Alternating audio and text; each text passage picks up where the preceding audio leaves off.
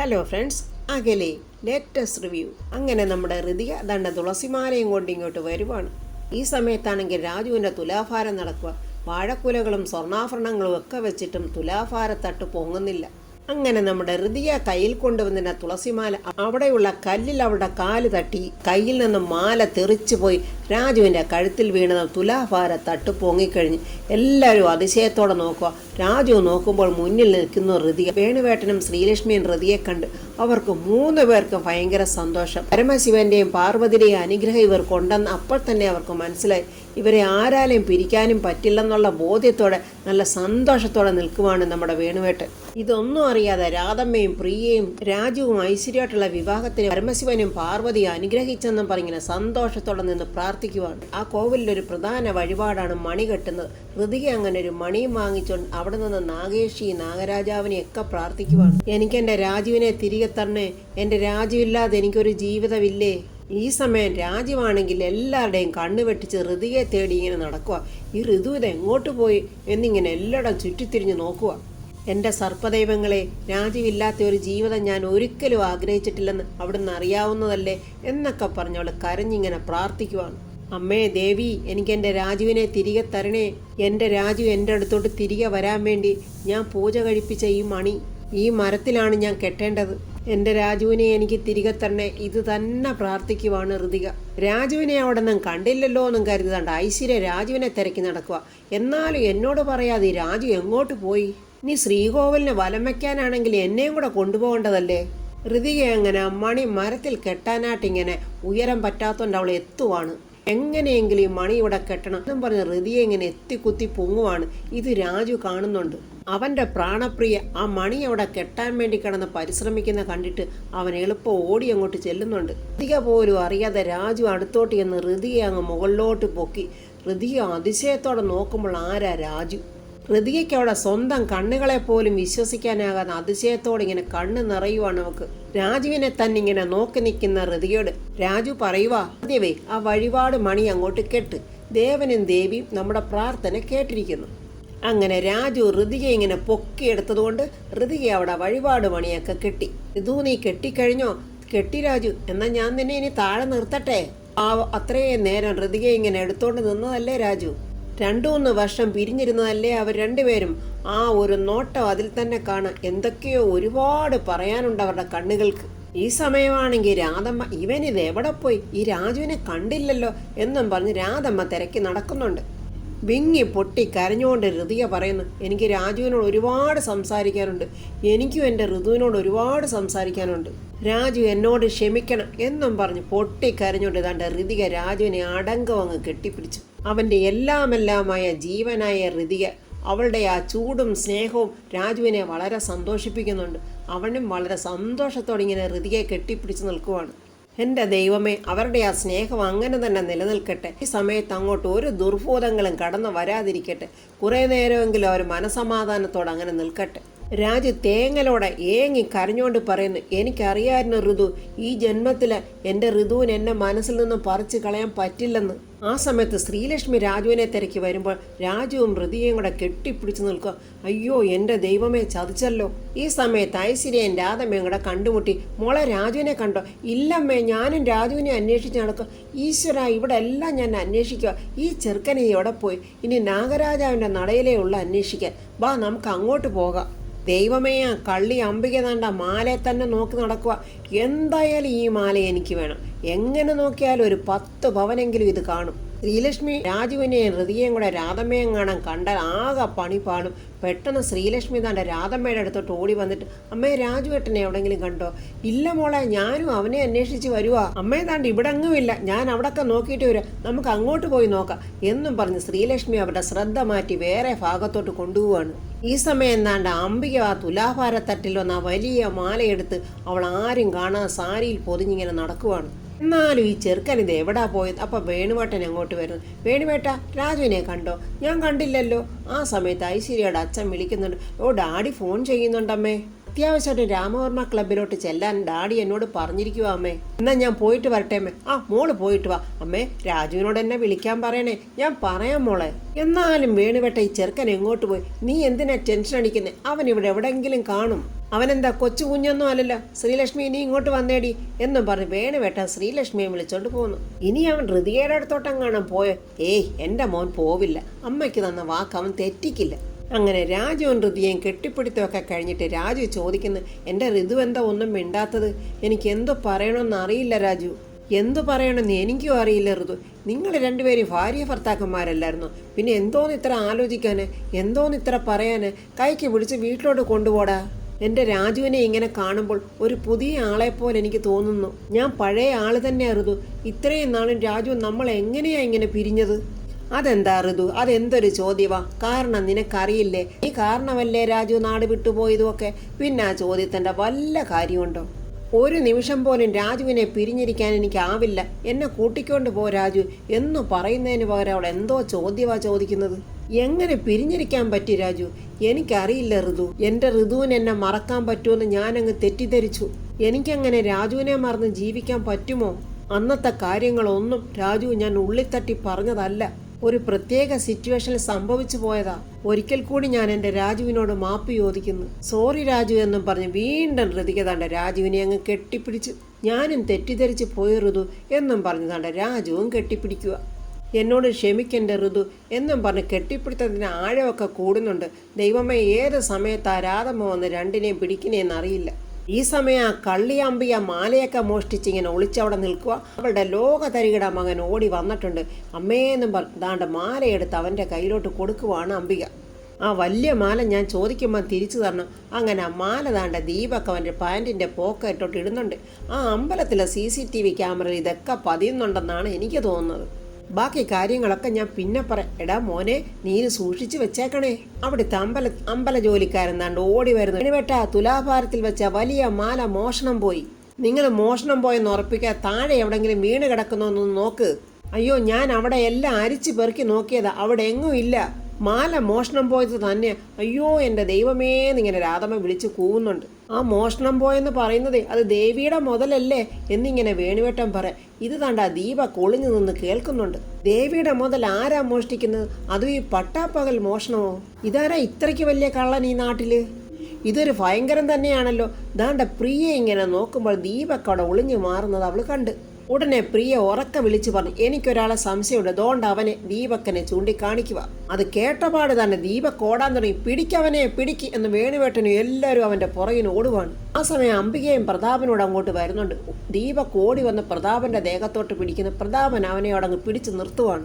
ആൾക്കാരെല്ലാവരും ചേർന്ന് ദീപക്കനെ അങ്ങ് പിടിച്ച്. അപ്പോഴാണ് പ്രതാപൻ വേണുവേട്ടനെയും രാജുവിനെയും എല്ലാവരെയും കാണുന്നത്. അവരെയൊക്കെ കണ്ടപ്പോൾ പ്രതാപന് ഭൂമി കറങ്ങുവാണോ, തലചുറ്റുവാണോ, ആകാശം താഴോട്ട് വരുവാണോ ഒന്നും മനസ്സിലാകാതെ പ്രതാപൻ ഏതോ ഒരവസ്ഥയിൽ ഇങ്ങനെ നിൽക്കുവാണ്. അങ്ങനെ എല്ലാവരുടെ ദീപക്കനെ പിടികൂടി അവൻ്റെ പാൻറ്റിൻ്റെ പോക്കറ്റിൽ നിന്ന് ദാണ്ട മാലയെടുത്ത് ദാണ്ട് ഇവൻ തന്നെ കള്ളൻ അംബികക്കള്ളി ഇങ്ങനെ നോക്കി വിറച്ച് നിൽക്കുക. ഇതിൽ പരം പ്രതാപനൊരു നാണക്കേടുണ്ടോ? ആ ക്ഷേത്രത്തിൽ വെച്ച് സ്വന്തം അനന്തരവനെ മോഷണത്തിന് പിടിക്കുവാണ്. ഋതികയും പ്രതാപനും ഇങ്ങനെ നാണിച്ചിങ്ങനെ വായും പൊളന്ന് നോക്കി നിൽക്കുക.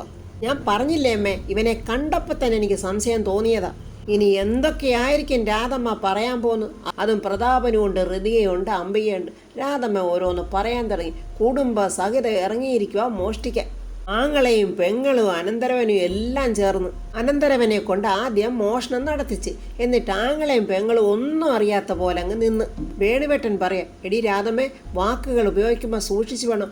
അയ്യോ, ആത്മസുഹൃത്തിനെ പറഞ്ഞപ്പോൾ വേണുവേട്ടൻ അങ്ങ് നൊന്തു പോയോ? ഉടനെ പ്രതാപൻ പറയാം, ഇയാൾ എൻ്റെ ആത്മസുഹൃത്തൊന്നും അല്ല. വേണുവേട്ടൻ പറയാം, സാറിന് അങ്ങനെ അല്ലായിരിക്കും, പക്ഷെ എനിക്കിപ്പോഴും അങ്ങനെ തന്നെയാണ്. പ്രതാപൻ ദീപക്കിനോട് ചോദിക്കുക, എടാ ഈ മാല നീ മോഷ്ടിച്ചതാണോ? അവൻ ഒന്നും മിണ്ടാ നിൽക്കുക. അംബിക പേടിച്ച് വിറയ്ക്കുന്നുണ്ട്. ഇവനെങ്ങാണോ ഇനി എൻ്റെ പേര് പറയുമോ? അപ്പം അമ്പലക്കാർ പറയുന്നു, ഇവൻ മോഷ്ടിക്കാതെ പിന്നെ ഇവൻ്റെ പോക്കറ്റിൽ നിന്ന് ഇവൻ എങ്ങനെ വന്നതാ? എന്ത് ചോദ്യവാ സാറേ ചോദിക്കുന്നത്? പ്രതാപന് സങ്കടം സഹിക്കാൻ വയ്യ. പറയടാ, ഈ മാല നീ മോഷ്ടിച്ചതാണോ? ഒന്നും മിണ്ടാ നിൽക്കുവാണ് ദീപക്. അവൻ്റെ കാരണക്കുറ്റിക്ക് ഒരൊറ്റയടി പ്രതാപൻ തകർത്ത് കളഞ്ഞല്ലോടാ കുടുംബത്തിൻ്റെ അഭിമാനം നീ. അത് കേട്ടിട്ട് ഒരു കളിയാക്കലോടെ രാധമ്മ, കുടുംബമോ? ഏത് കുടുംബം? പെരുവഴി ആധാരമായിട്ട് നടക്കുന്ന നിങ്ങൾക്കൊക്കെ എവിടാ കുടുംബവും അഭിമാനവും? വിഷമത്തോടെ രാജു അമ്മേ എന്നിങ്ങനെ വിളിക്കുമ്പോൾ, നീ മിണ്ടിപ്പോകരുത്. നിന്നതാണ്ട് ഇവനും ഇയാളും ഇവളും ചേർന്ന് തല്ലി ഇറക്കി വിട്ടതിന് ദൈവം കൊണ്ടു തന്ന അവസരമാണിത്. അതും ഈ തിരുനടയിൽ വെച്ച്. ഞാൻ പറഞ്ഞിട്ടില്ലേ ദൈവം ഒന്നിനെയും വെറുതെ വിടില്ലെന്ന്.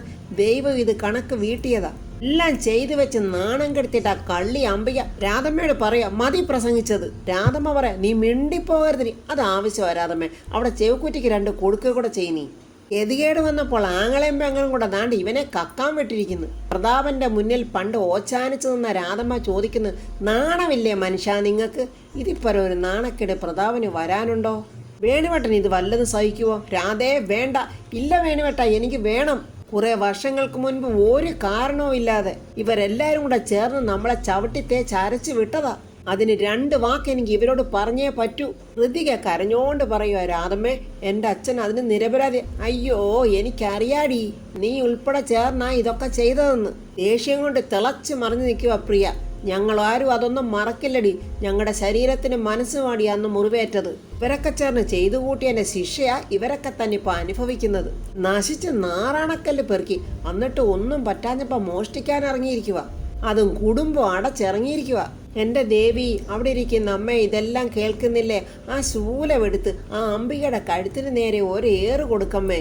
ഈ ആർത്തിമൂത്ത് അഹങ്കാരം പിടിച്ച് ഇവിടെ തല ഈ ഭൂമിയിൽ നിന്ന് അങ്ങ് എടുത്തു മാറ്റ്. രാജുവിന് ഇപ്പോഴാണെന്ന് തോന്നുന്നു ബോധോദയം ഉണ്ടായത്. അമ്മേ ഒന്ന് നിർത്തിക്കേ, സാറിനോട് അങ്ങനൊന്നും പറയരുത്.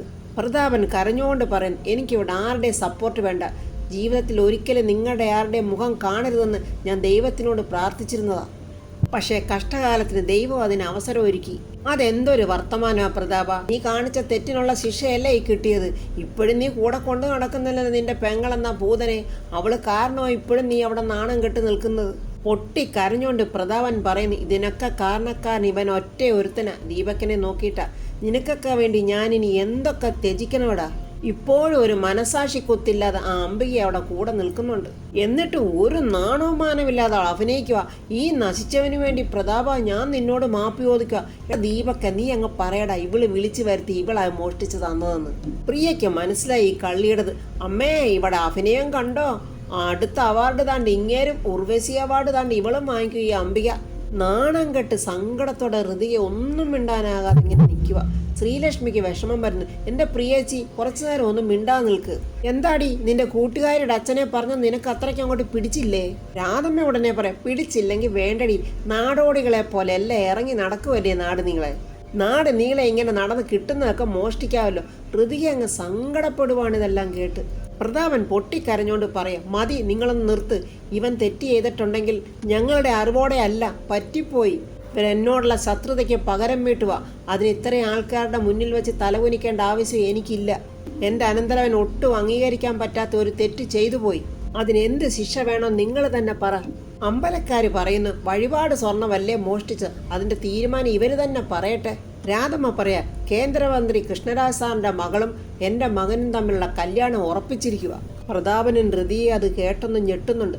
രാധമ്മ പറയാ, അതിനു വേണ്ടിയിട്ടുള്ള വിശേഷ പൂജയാണ് ഇവിടെ നടന്നത്. തുലാഭാര തട്ടിൽ വെച്ച സ്വർണ്ണമാല മോഷ്ടിച്ചോണ്ട് പോയ ഇവനെ പോലീസിലേൽപ്പിക്കണം. അത് കേട്ട് അംബിക ഒന്ന് ഞെട്ടി. പോലീസിന്റെ അടിയും തല്ലും കിട്ടപ്പോൾ ഇവനുള്ള സത്യമെങ്ങാനും വിളിച്ച് പറഞ്ഞെങ്കിലോ? നിങ്ങൾ പോലീസിനെ വിളിക്ക്. രാധമ്മ ശക്തമായിട്ട് പറയാം. ദാംബിക വിറയ്ക്കുക. ദൈവമേ, പോലീസ് വന്നാൽ ഇവനുള്ള സത്യമൊക്കെ വിളിച്ച് പറയുമല്ലോ. എനിക്കിനി ജയിലിലൊന്നും കിടക്കാനും വയ്യ. എന്തെങ്കിലും ഉടനെ ചെയ്തേ പറ്റൂ. ആ സർവനാശം പിടിച്ച അംബിക അങ്ങോട്ട് വന്നിട്ട്, രാധമ്മ മേഡത്തിൻ്റെ കാല് ഞാൻ പിടിക്കാം. എൻ്റെ അമ്മയുടെ കാലിലെങ്ങാനും പിടിച്ചാൽ നിന്നെ ഞാൻ തല്ലുപടി. പ്രിയ പല്ല് കടിച്ചോണ്ടാണ് പറയുന്നത്. എന്ന് തന്നെ പറയടി പ്രിയ, നീ ഇതിനുള്ള കാര്യത്തിലൊക്കെ ഞാൻ നിൻ്റെ കൂടെ സപ്പോർട്ടാ. ദൈവമേ, പോലീസിലെങ്ങാനും ഇവനെ കൊണ്ടുപോയാൽ ഇവന് സത്യം പറയുമല്ലോ. വീണ്ടും അംബിക പേടിച്ചിട്ട്, രാധമ്മേ ദേവിയെ ഇതെൻ്റെ മോനെ പോലീസിലേൽപ്പിക്കരുത്. വേണുവേട്ടൻ പറയാ, രാധമ്മേ ഇത് അമ്പല നടയ. ആരെന്ന ഭാവം ആരൊക്കെ കാണിച്ചിട്ടുണ്ടോ അതിനെയൊക്കെ അമർത്തിക്കളയാനായിട്ട് ദൈവം പല രൂപത്തിൽ അവതരിച്ചിട്ടുണ്ട്. അതുകൊണ്ട് ഇതങ്ങ് ക്ഷമിച്ചേക്ക്. ശരി വേണുവേട്ട, എന്നാൽ ഞാൻ പോലീസിനെ വിളിക്കുന്നില്ല. രാധമ്മ അങ്ങോട്ട് ചെന്നിട്ട് ദീപക്കിൻ്റെ ചെവിക്കുറ്റി നോക്കി ഒരൊറ്റടി. ഡാ, അമ്പല നടയായതുകൊണ്ടാ നിന്നെ ഞാൻ ചെരുപ്പ് കൊണ്ടടിക്കാത്തത്. പ്രതാപനെ നോക്കിയിട്ട് അർത്ഥം വെച്ചതാണ്ട രാധമ്മ പറയാ, ഈ അടി ഇവനിട്ട് മാത്രമല്ല, മനസ്സിലായല്ലോ. അഭിമാനം എല്ലാം നഷ്ടപ്പെട്ടാണ് പ്രതാപൻ ജീവിച്ചിരുന്നെങ്കിലും അല്പമെങ്കിലും ബാലൻസ് ഉണ്ടായിരുന്നെങ്കിൽ ആ അഭിമാനവും താണ്ടി ഈ അമ്പല നടയിൽ അടിയറ വെച്ച് ഋതികയുടെ കൈയും പിടിച്ചുകൊണ്ട് പ്രതാപൻ ഇങ്ങനെ സങ്കടത്തോടെ നടന്നു പോവുകയാണ്. രാധമ്മയും പ്രിയയും വളരെ അഭിമാനത്തോടെ അത് കാണുകയും ചെയ്യുന്നു. ഇവരുടെ ഭാഗത്ത് തെറ്റുണ്ടെങ്കിലും പ്രതാപന് ശിക്ഷയൊക്കെ അർഹിക്കുന്നുണ്ട്. കാരണം അത്രയ്ക്കാണല്ലോ അംബികയെ വിശ്വസിച്ച് ഈ പ്രതാപൻ അന്ന് കാണിച്ചു കൂട്ടിയ രംഗങ്ങളൊക്കെ. മാനസപുത്രൻ എന്നും പറഞ്ഞ് വളർത്തിയ രാജുവിനെ ഒരു നിമിഷം പോലും ഓർക്കാതല്ലേ ആ അംബികയ്ക്ക് വേണ്ടി തള്ളി ഇറക്കി വിട്ടത്. ചങ്ക് തകർന്ന് ഹൃതിയെ ഇങ്ങനെ പ്രതാപൻ്റെ കൈയും പിടിച്ചോണ്ട് പോവുക. ഇടയ്ക്ക് ഹൃതിയെ ഒന്ന് തിരിഞ്ഞു നോക്കുന്നുണ്ട് രാജുവിന്. സങ്കടത്തോടെ രാജുവും കണ്ണു നിറഞ്ഞ കാഴ്ച കാണുവാണ്. ഇപ്പോഴും പ്രതാപൻ ആ അംബികയെ മനസ്സിലാക്കിയില്ലല്ലോ. ഇവള് കൂടെ നിൽക്കുന്നിടത്തോളം കാലം ഈ പ്രതാപൻ ഇതല്ല, ഇതിനപ്പുറം നാണം കെടും എന്നാണോ ഇയാളുടെ തലയിൽ ഈ ബുദ്ധി ഉദിക്കുന്നത്? സകലരും ഒന്നടങ്കം ഈ അംബിക കാരണമാണ് ഇതൊക്കെ നടന്നതെന്ന് പറഞ്ഞിട്ടും, അംബികയെ അധികം വിശ്വസിക്കരുതെന്ന് പറഞ്ഞിട്ടും ഈ പ്രതാപൻ ഒരു നിമിഷമെങ്കിലും തിരിഞ്ഞൊന്ന് ചിന്തിച്ചോ? ഇവരൊക്കെ പറയുന്നതിൽ എന്തെങ്കിലും അർത്ഥമുണ്ടോയെന്ന്. ഇപ്പോഴും പെങ്ങളെ തലയെ കയറ്റി വെച്ചുകൊണ്ട് നടക്കുക. അപ്പോൾ ഫ്രണ്ട്സ്, ഇത്രയും നാളും രാജുവും കുടുംബമാണ് പ്രതാപൻ്റെ വീട് വാങ്ങിയതെന്നോ അവിടെ താമസിക്കുന്നതെന്നോ പ്രതാപൻ അറിഞ്ഞിട്ടില്ല. ഇനിയാണ് പ്രതാപൻ അറിഞ്ഞത്. അഭിമാനാർത്ഥം പ്രതാപൻ ഇനി ആ വീട് വിട്ട് ഇറങ്ങുമോ? അഥവാ ഇറങ്ങിയാൽ പ്രതാപൻ എങ്ങോട്ട് പോകും? പെരുവഴിയിലോട്ടോ? ആരെങ്കിലും പ്രതാപനെ സഹായിക്കുക? കൂട്ടുകാരും കൂടെ നിന്നവർ എല്ലാം പ്രതാപനെ കൈവിട്ട്. ഇനി എന്തായിരിക്കും ഹൃതികയുടെ ഭാവി? ഹൃതിക ഭയപ്പെടുന്നുണ്ട്, ഇതോ ദൈവമേ, ഇത് കാരണം എൻ്റെ ജോലി പോകുമെന്ന്. പാവം, അവളെ കുറ്റം പറയാൻ പറ്റുന്നില്ല. ഈ ജോലി ഉണ്ടെങ്കിലല്ലേ അച്ഛനെയും കുടുംബത്തെയും പോറ്റാൻ പറ്റൂ. ഇത് നഷ്ടപ്പെട്ടാൽ അവളുടെ ജീവിതം എന്താവും? ഇവിടെ എല്ലാം നടുവിൽ കിടന്ന് രാജു പെടുന്ന കഷ്ടം കണ്ടോ? രാജുവിനാണെങ്കിൽ തൻ്റെ ഇടത്തോടൊരു തീരുമാനമെടുക്കാനും പറ്റില്ല. എന്തായാലും ഈശ്വരൻ കൂട്ടിച്ചേർത്ത രാജുവിനെയും ഹൃതികയും ദൈവം ഒന്നിപ്പിക്കും എന്നുള്ളതിൽ സംശയമില്ല. ഇനി നാളെ എന്താ നടക്കാൻ പോകുന്നതെന്നൊക്കെ നമുക്ക് നാളത്തെ റിവ്യൂവിൽ കാണാം. എൻ്റെ ഈ റിവ്യൂ ഇഷ്ടപ്പെട്ടാൽ ലൈക്കും കമൻസും, സബ്സ്ക്രൈബ് ചെയ്യാത്തവർ സബ്സ്ക്രൈബ് ചെയ്യണേ.